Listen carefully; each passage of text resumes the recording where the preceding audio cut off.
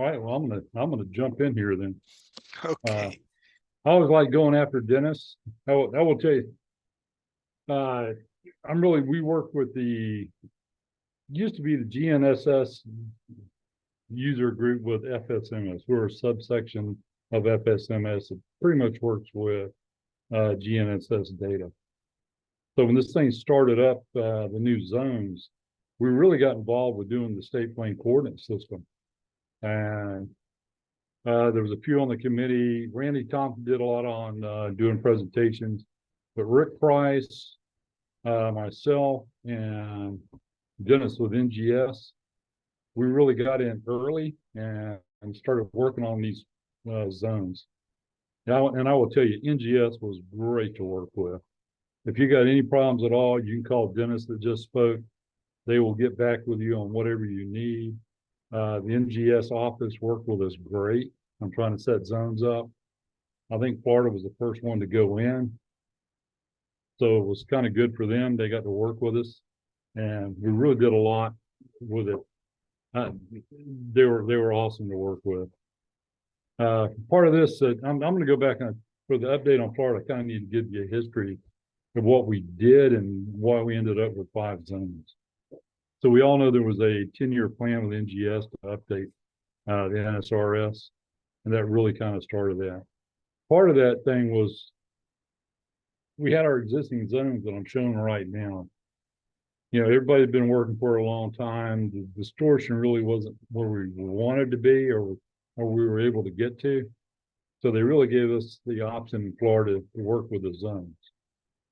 If you didn't do anything, NGS was going to give you a default zone, but I think most of the states probably got somebody together. Or if you wanted to do low distortion, you could actually do them yourself and submit them. And that's something we kind of chose to stay away from. We were kind of lucky. We were able to work with all these agencies. So what you had to do as a committee or an organization was get buy-in from all these agencies around the state. And if you couldn't get buy-in, then NGS was pretty much going to default and give you what they wanted. These are some of the groups I've got up here. You know, we work with the Engineering Society, DOT, Water Management. We work with the State GIS Office. I think we pretty much included everybody. And a lot of that is just going out and doing a lot of training because people didn't know this was coming. And we're still doing that. If you want presentations on how this is coming up with clients, let us know. We'll give you some PowerPoints for it. Dennis also showed on his, he had the videos for like the webinars. Their webinars are excellent. You want to go back and look at those.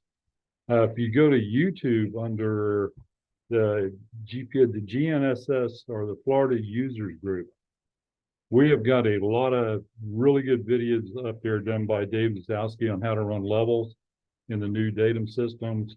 David Duell has stuff on datums on there. They're about an hour long. They're free. Great information if you're trying to do something. So between NGS and that site, I think you can really cover a lot of what you want to do. So I'm going to get back to the state plane. What was really nice on this is before we had the Lambert and just Traverse and Cater projections, they're able to do oblique indicator. They were also able to work with heights, which in Florida we really didn't worry about because what's our highest point is 350 feet. So we really didn't have to work with that. But if you're in Denver, that really would have been a big issue. But luckily we missed all that. So we were able to change all this. If you want to look at what we really worked with, we were really trying to get the distortion down. So if you look at this chart, you know, if you get down to 20 parts per million, you're down to, you know, a tenth per mile, which is probably better than a lot of us survey anyway. That's great. So if you stay down between 50 and 20, you almost got the distortion levels really workable, you know, across the state. Start looking at 400 down there, you know, you're starting to get at 2 foot a mile, which really is highly unworkable. So if you look at the distortion, that's really what we're trying to work with. If you look at the current system we have, so, you know, I mean, this is how you read this chart. If you look at it, the blue areas are minus under 60. But if you start looking where the population is, like West Palm Beach, Miami, you're really getting above 60. So where the population was is where we had the worst distortion in the state. So we were really trying to figure out how to work that out. Other things we were looking at, DOT, if you look at Jacksonville, they got a number of zones in one district. We were trying to work that out so you didn't have to deal with that. So we're trying to accommodate some of these zones you see going out there. So doing that, we kind of looked at, can we break it up by DOT zones? If you look at how they're mapped out, there was no way to really fit DOT zones into, the sections we wanted to deal with. So, that we tried to accommodate that, but, it's kind of hard to work with. One of the other major areas on here is the water management districts.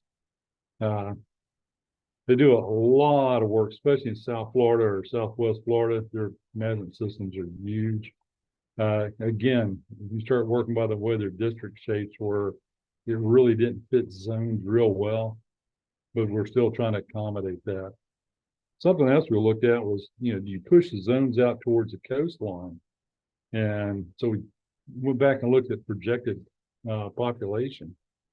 And if you look at it, because this thing's going to last for a long time. So if you go look at the 2060 population maps, we're really going to start infilling Central Florida tremendously. So you really couldn't just push the zones out to take care of the coastline. So you really had to work on something that was going to fit both of those. So this is what NGS was going to get us. This was the default zone. They sent that to us, said, here's what your default zone is going to look like.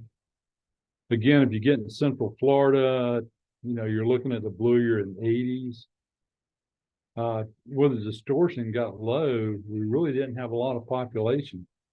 Then when you start getting over to the edge of the zone, like the West Palm, Clearwater, Tampa, it really starts distorting a lot. So we really, we kind of looked at that and weren't real happy with that.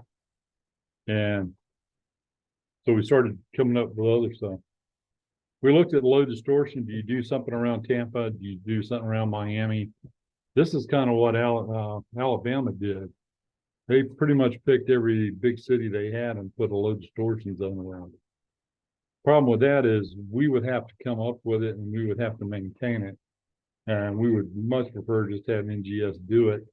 And you'll see on the results we ended up getting, I thought we came pretty close to what they were doing anyway without doing all these low distortion zones.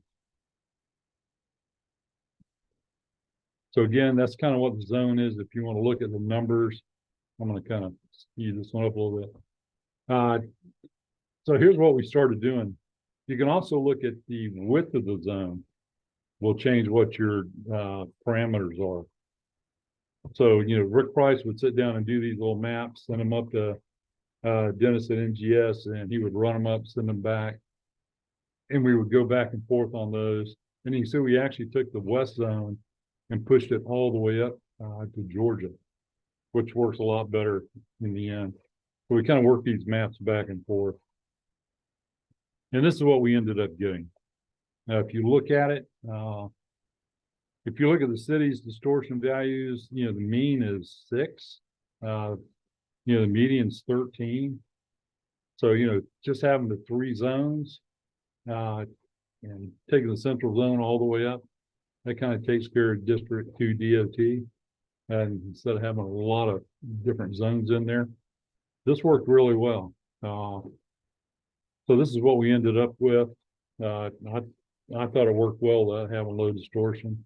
So I think we're in pretty good shape. The other one is they had you had to have one statewide zone. So we've been using UTM zone 17. If you look at it, you get over in West Florida, you're up in the 700s. So the numbers were really bad. So this is what we end up with for a statewide zone. Numbers still aren't great. You look at what was spread out. So what we thought about doing, Rick came up with this, I thought was really good. He said most of your population in South Florida, you're probably going to be working on that one zone. So we said, we asked NGS, can we do a peninsula zone? So they actually said yes. So thought is you could use this if you're just working in most of Florida. This will give you one zone that the distortion numbers have dropped tremendously. If you look at this, it's 75 parts per million for the state. I'm going to go back to the other one they had was 400. So you can see that's a huge difference statewide. So that's why you ended up with 5 zones. So you got the 3 that were running, one overall for NGS put out, and this one peninsula zone. So that's where you kind of sitting out. The values, Dennis already showed you the chart on that. The big thing with each zone, it's got to be 10,000 meters difference. So if you're working in it, you know what zone you're in just by looking at it. That's the same chart that he had up. Again, their website has got a tremendous amount of data on it. When you want to look at it. And if you don't, call Dennis, like he responds to me almost instantly. Just to kind of show you this is what it looked like before. So you can see how many zones were out there. And this is what they finally ended up with. You can see a lot of places like Ohio, Texas came up with a lot of low distortion zones. I think ours, just for having 3 zones, worked out really, really well. It's probably going to make it really easy for us to work with. Again, I'm just going to throw this one up. I really didn't go into vertical very much at all. So if you want to look at the map, this is using 16. 16B, you can look and see what the elevation changes. So you can see the elevation changes pretty much pivot around Orlando. Then they go up in Miami and they drop by the time you get to Pensacola. So you can kind of see where the values are. So it's 10 o'clock and you have any questions?